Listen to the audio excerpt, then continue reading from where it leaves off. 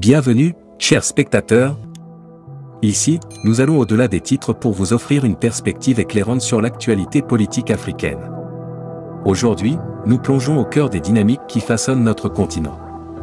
Restez avec nous jusqu'à la fin, engagez-vous dans la conversation dans les commentaires, et ensemble, construisons une génération consciente, informée et prête à façonner un avenir meilleur pour l'Afrique.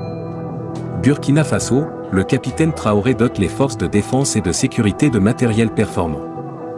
Le capitaine Ibrahim Traoré, président de la transition burkinabé, a lancé la première vague d'une grande dotation en matériel performant destinée à renforcer les forces de défense et de sécurité, FDS, du pays.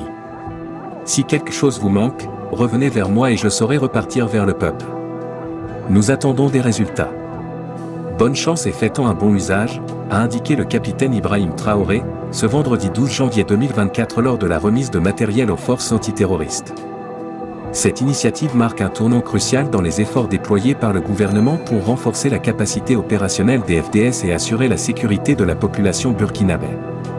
Grâce à ces nouveaux équipements performants, les forces de défense et de sécurité seront mieux préparées à faire face aux défis sécuritaires qui sévissent dans la région. La dotation en matériel moderne témoigne de l'engagement du gouvernement à consolider l'appareil sécuritaire du Burkina Faso afin de protéger ses citoyens et garantir la stabilité du pays. Cette action démontre également une vision stratégique visant à moderniser les infrastructures militaires pour relever efficacement les défis actuels en matière de sécurité. En somme, cette initiative illustre l'importance accordée à la protection des citoyens et au renforcement des capacités opérationnelles des forces armées pour assurer un environnement sûr et stable au Burkina Faso. Centre Nonyerki, pour la promotion de la culture.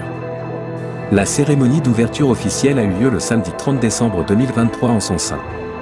Ledit centre est situé à Korofina, en commune du district de Bamako.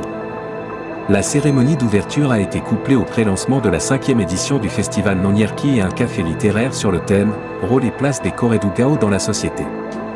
La cérémonie d'ouverture était présidée par Yamoussa Fane, chef de cabinet du ministère de l'Artisanat, de la Culture, de l'Industrie hôtelière et du Tourisme. Il avait à ses côtés Antimbé Wologem, maire de la commune du district de Bamako, le célèbre marionnettiste Yaya Koulibaly, Adama Traoré, président de la Fédération des artistes du Mali, FEDAMA, Modibo Bagayoko, coordinateur de projet au bureau de l'UNESCO à Bamako et Kassim Bengali, président de l'association Nonyerki.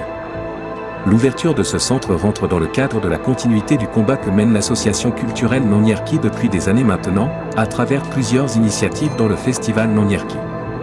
Le centre vise à contribuer significativement à la préservation de notre patrimoine culturel, créer un espace de production et de diffusion des produits culturels, stimuler la créativité et l'émulation saine entre les créateurs et les artistes et enfin, favoriser l'émergence de jeunes talents à travers des résidences de création, des cafés littéraires et des cafés artistiques, a-t-il mentionné.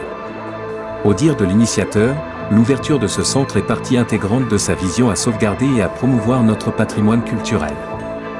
Il a espéré que cet espace deviendra un pôle d'attractivité des artistes, des créateurs, mais également un espace de rencontre, dialogue, d'échange culturel au profit des jeunes artistes de la commune en particulier et des jeunes du Mali en général.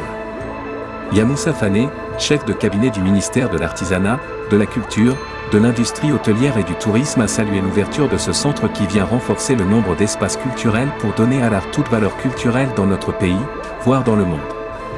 Modibo Bagayoko, coordinateur de projet au bureau de l'UNESCO à Bamako s'est réjoui du contenu du programme de l'association qu'il trouve très riche, surtout la question d'inscription du Tata sur la liste du patrimoine mondial de l'UNESCO. On a pour mission d'accompagner les États membres à protéger et à promouvoir leur culture. Nous n'aménagerons aucun effort pour accompagner le gouvernement du Mali qui propose l'inscription de ces biens à l'UNESCO qui accompagne par la suite le processus, a-t-il expliqué. Il a ajouté que le festival Nonyerki est un espace de promotion d'un des éléments inscrits sur la liste représentative du patrimoine culturel immatériel de l'UNESCO, notamment le balafon. Sans ces pratiques et la transmission, les patrimoines culturels sont appelés à disparaître, a déclaré Modibo Bagayoko, coordonnateur de projet au bureau de l'UNESCO à Bamako.